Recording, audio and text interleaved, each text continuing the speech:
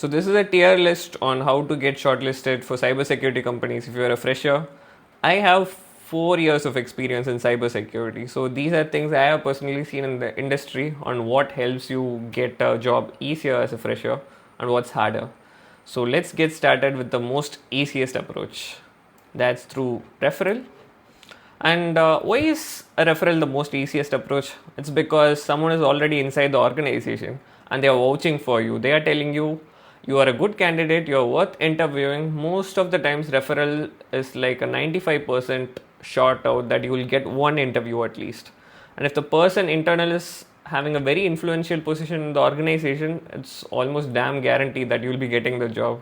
That's how most of my job jumps have been, from like starting out from 15k per month stipend going out till 40 lpa. It's always because my network was good. Someone inside the network was giving me referral and vouching for me, and it turned into like good conversions.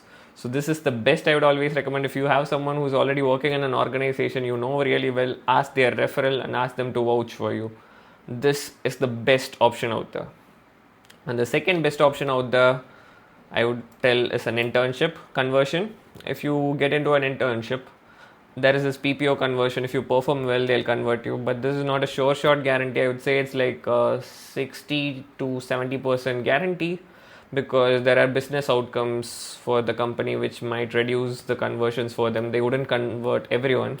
And especially right now, everyone's using AI as a reason to not convert people, for development at least. But I don't think that's the issue in cybersecurity.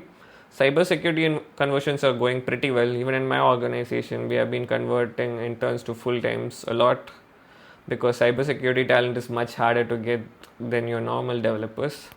So that's the second best option. So let's go on the bottom end. So this is one option I would recommend no one to go for.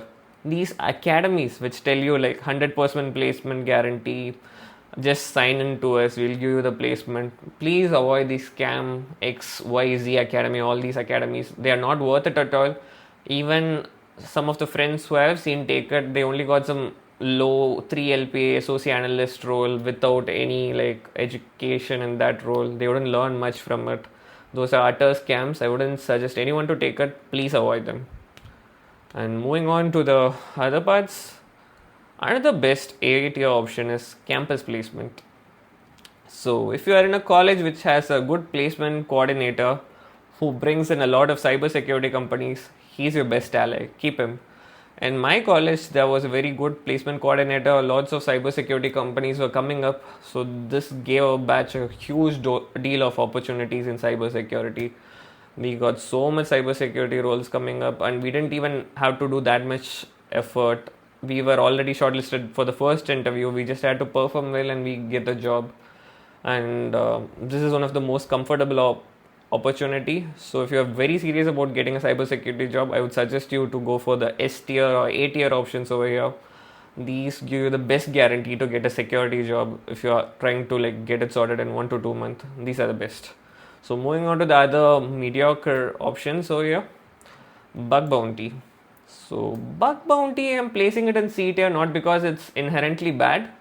It's because it's very hard to convert a bug bounty into a full-time opportunity. It takes a lot of effort. So assume you want to get a full-time in a startup like Zomato or Eternal, whatever it's called right now. You will have to submit a lot of critical and high issues over there.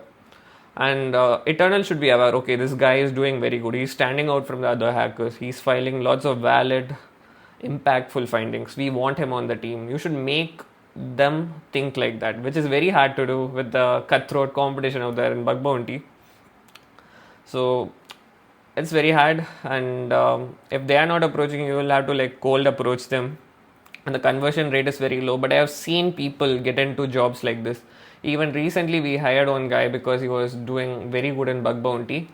So this is a valid approach, but it takes a lot of time, and there are lots of variable and nuances like preventing its success ratio from being at the higher end. But it's still an option, but I would place it at C tier, the better options with better ROI out there. So capture the flag. This is something I'll rate it at B, because there is this TCS Hack Quest and Amrita and CTF where I've personally seen lots of people perform well and get shortlisted to jobs. Even I have participated in these CTFs and got job shortlistings. So these are very good out there.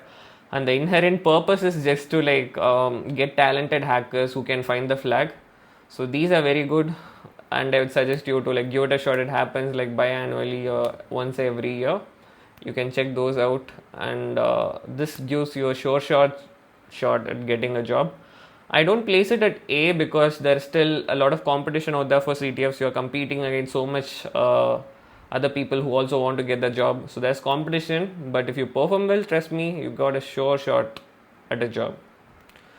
And Tryhackme. So there are lots of Tryhackme courses, but I don't think it's credible enough.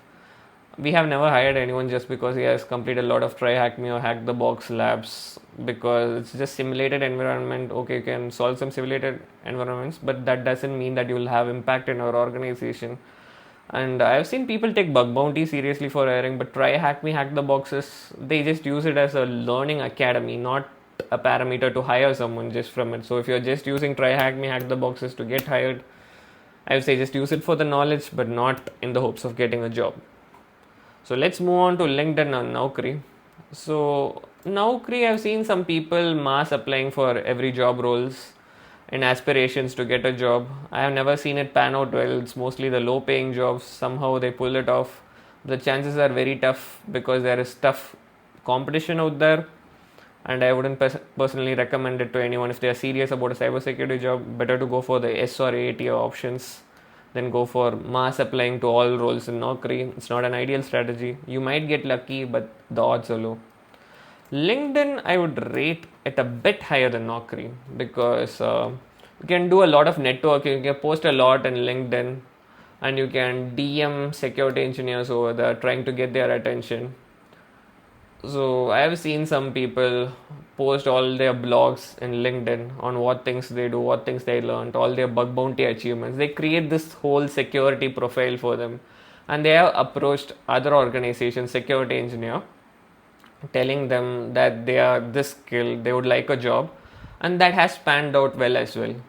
On few occasions, I would say 20 to 30%. It has panned out well, and I know few people who got jobs like that. So LinkedIn, I think if you maintain a very good profile and if you network with other people, you have a really short chances at getting a job, but still at the B tier, not as reliable as the S and A tier here. So that would be my full tier list on how you can get into cybersecurity for a fresher. Hope it was helpful for you guys, and trust me, if you are really serious, just only focus on the S and A methods and maybe the capture the flag on B, but avoid the bottom most ones because that would take a really long time and I wouldn't suggest it to anyone. Focus on the S and A tier if you're very serious about cybersecurity. Thanks for watching, guys.